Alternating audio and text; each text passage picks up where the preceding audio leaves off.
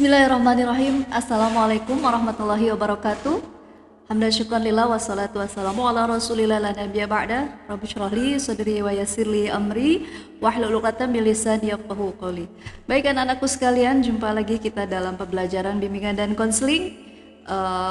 Untuk materi kita kali ini yaitu mengenal profesi-profesi baru di era revolusi 4.0. Ya. Apa saja yang nanti Ibu akan sampaikan? Ya. Oke, sebelum kita mulai pembelajaran kita, mari kita mulai dengan membaca basmalah. Bismillahirrahmanirrahim. Ya, tujuan dari pembelajaran kita kali ini itu dapat memahami pengertian profesi dan ciri-cirinya. Ya, peserta didik ya, kalian Ibu kenal dengan konseli ya. Kalau gurunya itu konselor. Nah, kalau peserta didik dikenal dengan konseli. Itu tujuannya, peserta didik atau konseli dapat menyiapkan diri untuk memilih profesi di era revolusi industri 4.0 ya, seperti itu. Persepsi dari materi kita kali ini, seorang anak kecil ya, ketika ditanya kalau besar mau jadi apa, kebanyakan mereka mau jadi dokter, pilot, ya, atau mau jadi guru. Setelah remaja mereka mulai punya idola di usia kalian, dan mereka ya, kalian pun mengubah cita-citanya untuk menjadi seperti idolanya. Yang punya idola penyanyi ingin jadi penyanyi, yang punya idola bintang film ingin menjadi bintang film, atau artis yang punya idola pemain bola ingin juga menjadi pemain bola. Seiring perjalanan waktu mereka akan dewasa dan mulai melihat fakta yang ada ya, seperti kalian saat ini. Maka dalam memilih profesi ya, mereka pun akhirnya berdasarkan fakta-fakta yang ada seperti bakat yang dimiliki, kemudian kesempatan yang ada, lowongan kerja yang tersedia dan sebagainya. Dari uraian ini menunjukkan bahwa bertambahnya umur dan pengalaman mereka membuat lebih smart dalam memilih profesi. Itu ya nak ya. Oke, kita sedikit review pengertian profesi itu apa. Profesi berasal dari bahasa Latin, professio, yang mempunyai dua definisi, yaitu janji atau ikrar dan pekerjaan. Jadi ada dua definisi ya.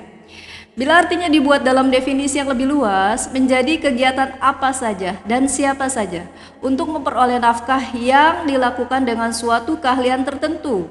Ini dalam arti yang luas. Kemudian dalam arti yang sempit, profesi berarti kegiatan yang dijalankan berdasarkan keahlian tertentu dan sekaligus dituntut dituntut dalam pelaksanaan yang juga terkait dengan norma-norma sosial ya, dengan baik. Oke. Profesi adalah suatu pekerjaan, udah pasti, dan kita seringkali menganggap profesi sebagai suatu pekerjaan, namun sesungguhnya tidak semua pekerjaan adalah profesi. Profesi merupakan karakteristik sendiri yang membedakannya dari pekerjaan lainnya. Jadi profesi itu lebih spesifik lagi. Oke, seringkali kita mendengar istilah revolusi industri ya, 4.0. Sebuah istilah yang muncul dipopulerkan belakangan ini pada saat masyarakat dunia memasuki era milenium baru sejarah peradaban ya. Industri ini adalah nama tren dari sistem otomatisasi industri, di mana terdapat pertukaran data terkini dalam teknologi pabrik.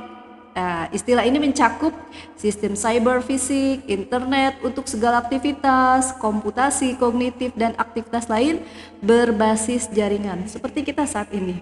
Ya.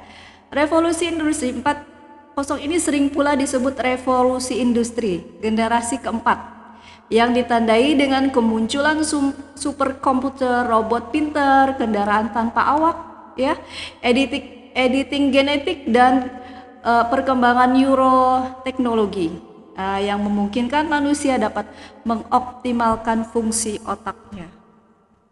Oke, ya. Ciri-ciri atau karakteristik suatu profesi adalah sebagai berikut. Keterampilan yang berdasar pada pengetahuan teoritis dan termasuk dalam asosiasi profesional.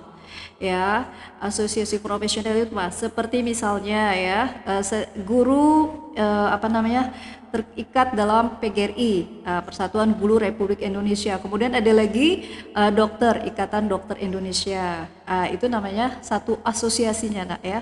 Jadi ada perkumpulannya itu. Oke, pendidikan yang ekstensif dan telah mengikuti ujian kompetensi udah pasti ya, dan pelatihan institusional.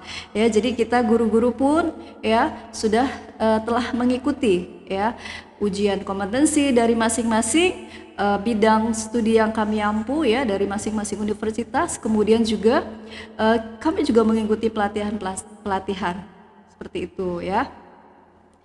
Memiliki lisensi otonomi dan kode etik dalam bekerja, ini sudah pasti ya.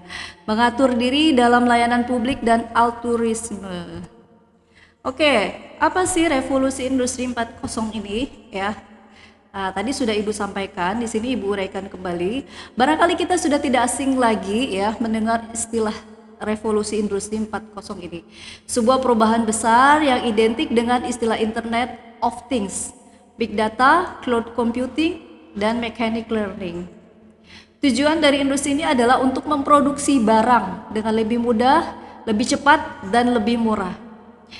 Beberapa hal yang dulu sempat begitu sulit, ya Nak ya, sekarang menjadi lebih mudah diproses ya.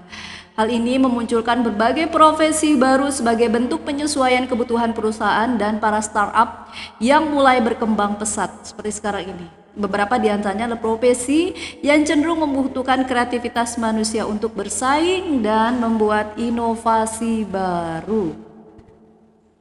Berikut profesi baru di era revolusi industri 4.0 ini. Yang pertama itu ada aplikasi developer plus, ya.